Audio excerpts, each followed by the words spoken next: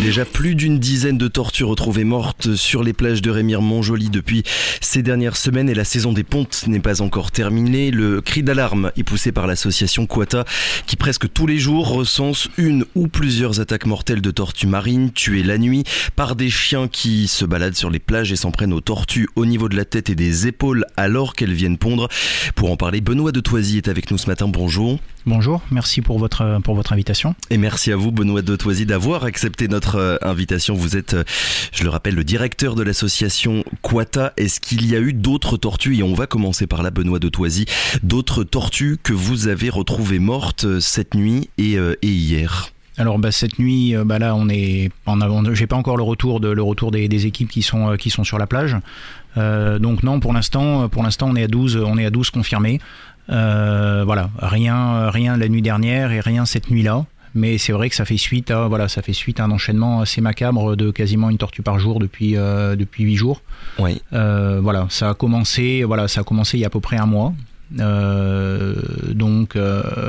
Avec une tortue verte et 11 tortues olivâtres qui sont donc, pour rappel, les plus petites tortues marines au monde, qui sont vraiment qui sont extrêmement, bien évidemment extrêmement vulnérables et qui donc subissent ces attaques de chiens très localisées, puisque tout se passe sur la plage de Gosselin.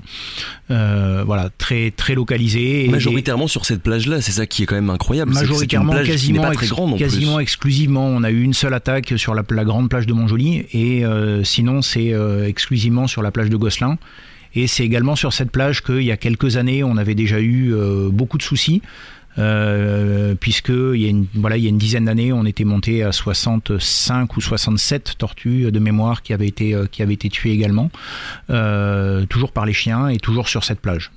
Ces attaques, cette situation, on l'observe surtout sur les plages de Montjoly ou bien sur toutes les plages de Guyane. Je pense à Awala et à Kourou où on a l'habitude de voir des tortues qui viennent pondre.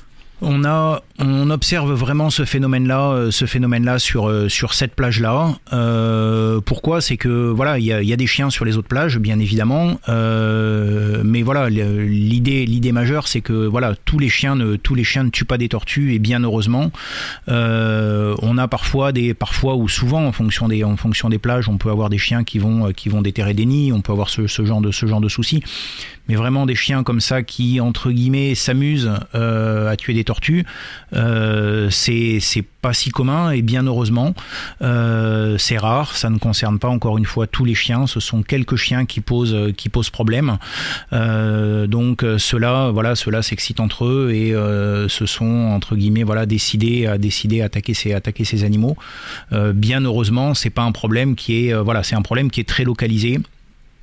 Et ça en fait, de ce fait, un problème qui devrait pouvoir être réglé, en théorie, tout au moins, assez facilement. On a l'habitude, Benoît de Thoisy, de vous entendre et d'entendre votre association chaque année, chaque saison prendre la parole pour alerter sur ce sujet, sur la question des chiens qui s'attaquent aux tortues qui viennent sur les plages. Cette année, il y en a vraiment beaucoup plus que d'habitude. Cette année, il y en a beaucoup plus pour une simple raison, c'est que la plage de Gosselin, pendant plusieurs années, du fait de l'envasement, n'a pas été utilisée par les tortues. D'accord. La plage, c'est vraiment désenvasé. Toute l'anse de la plage de l'Apcat et de la plage de Gosselin, c'est complètement désenvasé. Et dès le début de la saison, quand on s'est rendu compte au mois de mars-avril que de nouveau la plage était favorable, oui. C'est vraiment la crainte qu'on a eue entre nous, parce qu'on avait ces souvenirs de décomptes macabres de plusieurs dizaines, encore une fois, il y a quelques années, quand la plage était utilisée. Et ça a vraiment été notre crainte à tous en début de saison de se dire, on espère qu'on va pas retrouver ces tortues comme on avait eu il y a 10 ans. Et c'était des craintes qui étaient fondées, puisque c'est ce qu'on observe actuellement. Donc et du coup, je me permets de vous couper, si le problème est localisé sur cette plage-là en particulier, ça veut dire que ce sont quasiment toujours les mêmes chiens qui reviennent année après année. C'est toujours les mêmes chiens qui reviennent, c'est toujours les mêmes témoignages de riverains qui désignent quelques chiens. Nous, on sait aussi nos observations, qui désignent finalement assez peu de chiens qui sont responsables de cette hécatombe. Donc oui, encore une fois, on est sur quelque chose de très localisé. Mais voilà, c'est un peu le message aussi qu'on veut faire passer. C'est un problème qui est très localisé. La plage de Gosselin, elle fait même pas 1 kilomètre. Oui. À 4 plus Gosselin, ça fait un petit kilomètre.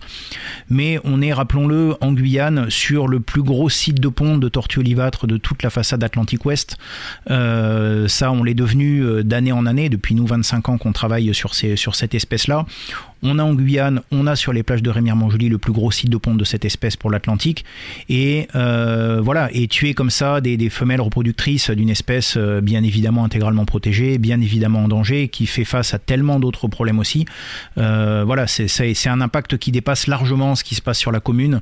C'est un impact qui dépasse largement la Guyane. Oui. C'est vraiment un impact global sur la population de tortues olivâtres qui est encore une fois très fragile, qui est soumise à énormément d'autres soucis. Et c'est d'autant plus rageant entre guillemets que c'est quelque chose qui nous semble pouvoir être quand même réglé assez facilement. Il n'y a pas un ras-le-bol, une forme de découragement quand on est comme vous j'ai presque envie de dire tous les jours sur le terrain pour faire en sorte que tout se passe le mieux possible, qu'on constate aussi, et vous nous l'aviez déjà dit ici à ce micro, une baisse globale de la fréquentation sur les plages depuis ces dernières années, et qu'une situation aussi banale que des chiens divagants pose autant de problèmes et cause autant de dégâts. Découragement, bien sûr, découragement quand on en découvre une par jour. Voilà, les spectacles de tortues qui sont parfois qui sont pas encore mortes quand on arrive dessus, qui sont complètement déchiquetées. Quand on voit qu'il y a les œufs qui sortent, quand on voit qu'on en voit sur certaines où on voit le cœur qui bat encore, et voilà, alors qu'il reste plus rien autour. Bien évidemment, c'est des spectacles qui sont extrêmement durs, qui sont extrêmement éprouvants.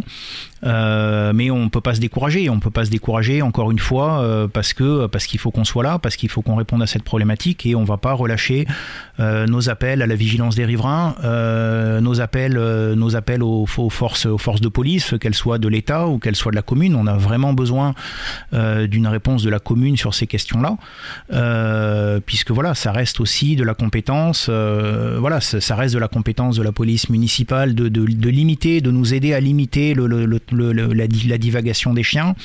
Ça reste aussi de la compétence de la police de l'environnement, donc là c'est l'État de limiter les interactions, puisque là on est sur de la destruction d'espèces protégées, on est sur du délit.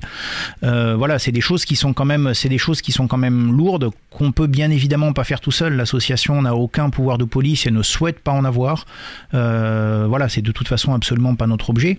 Donc l'idée c'est vraiment d'essayer de sensibiliser au maximum tous ceux qui ont une partie ou la totalité du problème, de la résolution du problème entre les mains. D'ailleurs, et parce que vous l'avez prononcé déjà à plusieurs reprises, chien errant, chien divagant, c'est quoi la différence? Parce que là on parle bel et bien de chiens qui ont des propriétaires et qui ne se baladent pas seuls dans la nature. Des chiens errants, tout à fait. Des chiens errants sont des chiens qui n'ont pas de propriétaire, qui n'appartiennent concrètement à personne, alors que des chiens divagants, c'est des chiens qui sont identifiés, c'est des chiens qui rentrent chez eux, qui sont nourris, qui sont éventuellement même pucés. Oui.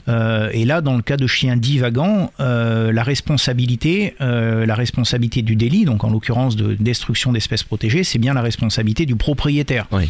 Puisque le chien est, d'un point de vue juridique, considéré comme étant l'objet du délit. Et donc voilà, c'est vraiment avec son chien que le propriétaire a fait ce délit-là. Donc bien évidemment, c'est la responsabilité du propriétaire qui est engagée lorsque son chien détruit une espèce protégée. Il n'y a plus de chiens errants sur les plages de Rémières-Montjoly et qui causent des problèmes pour les tortues marines. Il y a très très peu de chiens errants. Donc là, il y a un travail qui a été fait, de très longue haleine, avec la commune. Donc là, on est obligé quand même. Enfin, on est obligé. Bien évidemment, c'est une très bonne chose. Ces années de travail avec la commune pour faire en sorte qu'il n'y ait plus de chiens errants sur les plages. Ça, c'est vraiment une très bonne chose, ce qui n'était pas du tout le cas quand on a commencé il y a 20 ans, 25 ans. Oui. Il y avait des chiens errants, des chiens qui n'appartenaient donc à personne. Actuellement, ce problème-là est réglé, tout au moins sur la commune. En revanche, il reste ces chiens divagants qui appartiennent à des propriétaires, qui peuvent être la journée dans des jardins, la journée chez des riverains, qui sont ensuite lâchés le soir, plus ou moins volontairement. Il y a des chiens qui peuvent échapper à la vigilance de leur propriétaire, c'est pour ça qu'on fait appel à cette vigilance. Mais n'empêche que un chien qui échappe à la vigilance de son propriétaire, il reste quand même sous sa responsabilité. Et donc là, on est bien sur des problèmes de chiens, divagants. Donc une fois, appel à la vigilance de tout le monde et appel à l'aide au niveau de la commune pour que, pour que les services de policiers municipaux nous aident à limiter cette divagation. Vous-même, hein, Benoît de Thoisy, il me semble que vous vous êtes fait attaquer en début d'année lors d'un comptage de tortues sur la plage, attaqué par des chiens. Moi oui, mais après les riverains les riverains de ce secteur-là nous ont fait plusieurs fois remonter des problèmes. Effectivement, moi ça m'est arrivé en tout début de saison. Les riverains nous ont fait remonter plusieurs fois des problèmes. Il y a quelques mains courantes qui ont été déjà déposées de leur part à la gendarmerie, à la police municipale également. On est sur, encore une fois, peu de chiens, avec un comportement de meute, un comportement très agressif, autant effectivement envers les tortues que envers le public. Alors, depuis que vous avez commencé à alerter Benoît de Thoisy, est-ce que vous avez eu des retours de la part des autorités? Parce que vous l'avez dit, ça n'est pas dans vos prérogatives de sanctionner les propriétaires de chiens qui ne les surveillent pas. Qu'en disent les pouvoirs publics? Alors, il faut bien voir qu'il y a deux types d'infractions en fait, qu'on relève, et deux types d'infractions, ça veut dire deux types de compétences aussi en termes de police. Il y a la plus spectaculaire, bien évidemment, c'est la destruction d'espèces protégées. L'attaque mortelle. Voilà, c'est l'attaque mortelle, c'est le fait qu'une espèce protégée puisse être détruite. Donc ça relève du code de l'environnement, et donc la responsabilité de ces du contrôle et de la police du code de l'environnement, c'est bien évidemment les inspecteurs de l'environnement, donc en l'occurrence l'Office français de la biodiversité. Donc eux sont en charge effectivement de faire respecter la protection des espèces.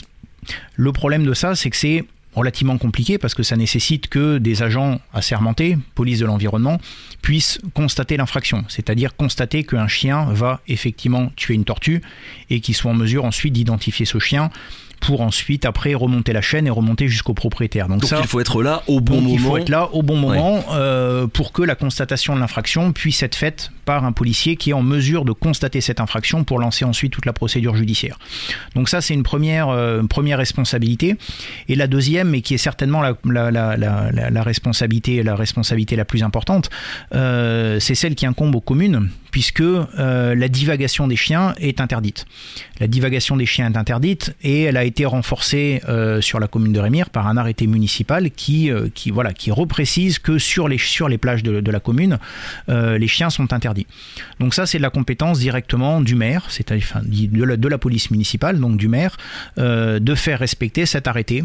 Alors là, on n'est évidemment pas dans un délit, on est sur de la contravention, on est une contravention à la divagation des chiens, mais ça qui ne peut être encore une fois constaté que par la police municipale et éventuellement par la gendarmerie.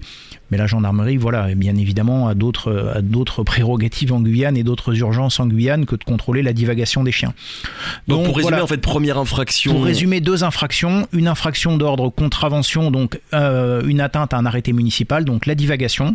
Sous compétence de la police municipale, et une infraction de type délit, destruction d'espèces protégées. Mais 150 000 € d'amende, 3 ans de prison. Oui, là on est sur du délit, donc on est vraiment sur des infractions qui sont très lourdes, mais qui sont qui sont beaucoup plus compliquées, beaucoup plus compliquées à qualifier. Et depuis que vous avez pris la parole pour alerter un petit peu sur la situation, l'OFB a répondu. Il y a eu des patrouilles qui vont être mises en place sur les plages. Il y a eu des débuts de patrouilles qui ont été faites avec l'OFB. Donc tout d'abord, il y a eu l'Office français de la biodiversité, dont dépend actuellement la police de l'environnement. Un travail de sensibilisation, d'information qui a été fait auprès de la totalité des riverains. Des informations papier et orales qui ont été délivrées par nous et avec les agents de l'OFB conjointement auprès de tous les riverains pour les sensibiliser au problème de la divagation, pour les sensibiliser au problème du délit d'espèces protégées et pour essayer de comprendre un petit peu en interrogeant tout le monde quels étaient les chiens qui étaient potentiellement coupables, puisque même dans le cas de chiens on reste sur des présumés innocents tant qu'on les a pas observés de manière absolument ferme. Donc oui, l'OFB a commencé cette semaine des patrouilles. Il y en aura d'autres. Pour le deuxième type d'infraction concernant du coup le deuxième type d'infraction, là clairement je réappelle solennellement effectivement le maire à mettre en place sa police municipale, à nous rejoindre, à nous contacter. On peut tout à fait faire des patrouilles communes, on peut leur donner toutes les informations qu'on a, mais Pour l'instant, hélas, pas de réponse de la commune sur cette question-là. Donc on va pas lâcher, on continue à solliciter la police municipale qui aura un rôle majeur clairement dans le contrôle et dans l'arrêt de ce carnage. Et puis avec, je me doute bien, une solution plurielle, il n'y en a pas une, plus de patrouilles, plus de sanctions, plus de campagnes de sensibilisation. Également, c'est volontaire de votre part depuis ces derniers jours de partager des photos qui sont parfois un petit peu dures à regarder. Bien sûr, les photos sont dures, mais on est monté, on n'a pas commencé tout de suite comme ça. On a alerté dès les premières, et puis c'est vrai que nos messages maintenant sont volontairement durs, volontairement choquants. On a vraiment besoin de réponses fortes de la part des décideurs, de la part de ceux qui ont une partie de la solution entre les mains. On a besoin également, vraiment, encore une fois, de la vigilance de ces propriétaires.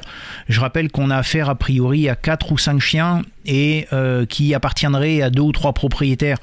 Donc c'est ce qui nous fait rager encore plus, c'est que finalement le problème pourrait être résolu entre guillemets assez facilement. Ouais. On n'a pas des meutes de chiens, on n'a pas des dizaines de chiens qui viennent de dizaines d'endroits sur la route des plages, peu de maisons, peu de chiens, donc oui, vigilance des propriétaires et appel à l'aide auprès de la commune de Remire-Montjoly. Dernière question, Benoît de Thoisy, je me doute bien que c'est difficile de savoir avec précision, savoir vraiment ce qui est à l'origine et dans quelle proportion de la baisse des pontes depuis ces dernières années. Ce qui est sûr, ce qui est certain, c'est que ces chiens-là, ces attaques mortelles de chiens, constitue, j'ai envie de dire, l'un des facteurs les plus importants dans la baisse qui est constatée. Un des facteurs les plus importants, là, c'est pas facile à dire. Oui. Mais un des facteurs nets. Je vais juste finir avec un chiffre. Actuellement, on est une saison de ponte de tortues olivâtres, on est à peu près 3000 pontes, 3000 pontes par an. Là, on en a eu à peu près 1500. D'accord, 1500 pontes pour l'instant. Les tortues olivâtres, les tortues olivâtres reviennent tous les ans, tous les 2 ans. Elles pondent à peu près 2 fois. 1500 pontes, on va dire qu'il y a 700 femelles qui sont venues, 750 femelles qui sont venues pondre. On en a déjà 14 qui se sont fait tuer. Donc on est quand même sur des proportions, sur une atteinte au cheptel de reproductrices, qui est quand même pas négligeable. Et encore une fois, on n'a fait que 1/3 de la saison de ponte. Si on continue sur cette dynamique-là, avec ce décompte quasi quotidien, qu'on arrive à 50 ou 60 femelles tuées, on est vraiment sur une proportion très très significative du cheptel de tortues olivâtres qui s'est fait tuer. Et parmi les autres facteurs uniquement humains, j'ai envie de dire, il y a aussi la pêche illégale et le braconnage, et je parle même pas ni du réchauffement climatique ni de la pollution plastique. Sur ces 2 points, braconnage, pêche illégale, vous avez relevé certaines choses depuis le début de la saison. Sur on va finir sur une note positive. Sur le braconnage, on ne relève quasiment plus de braconnage sur les plages de Remire. Et sur la pêche, bien évidemment, il y a la question de la pêche illégale. En revanche, petit clin d'œil à nos partenaires du comité des pêches et du WWF et du CNRS. Donc là, on a depuis 3 ans réussi à mettre en place un projet avec les pêcheurs sur une base volontaire. Justement, les tortues olivâtres ont ce comportement très particulier de se regrouper au large des plages de Remire avant de pondre. Maintenant, toutes nos études depuis 15 ans ont montré précisément les périodes pendant lesquelles elles se regroupaient et les localisations pendant lesquelles elles se regroupaient, Et un travail de plusieurs années avec le comité des pêches a réussi à faire que maintenant, sur une base complètement volontaire, les pêcheurs arrêtent de pêcher dans ces zones-là, donc ça limite de manière très importante les interactions.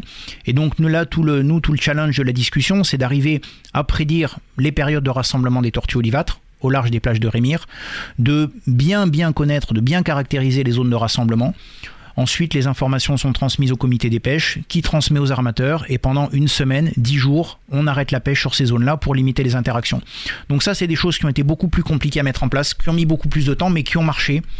Et et c'est encore une fois, alors que le problème des chiens qui sont à 10 mètres de nos maisons, on n'arrive pas à le régler, alors qu'on a réussi à faire en sorte, encore une fois sur la base volontaire, que la pression de pêche se libère, s'arrête sur les zones les plus sensibles. Donc on est vraiment sur deux menaces qui sont... La menace pêche était vraiment la plus importante. On a réussi à faire quelque chose tous ensemble. Il n'y a pas de raison qu'on n'arrive pas à faire quelque chose sur les chiens. Comme quoi l'intelligence collective est possible de temps en temps. Merci beaucoup Benoît de Thoisy d'avoir été notre invité ce matin. Je le rappelle, directeur de l'association Quata. Très bonne journée à vous. Merci beaucoup. Radio Pays.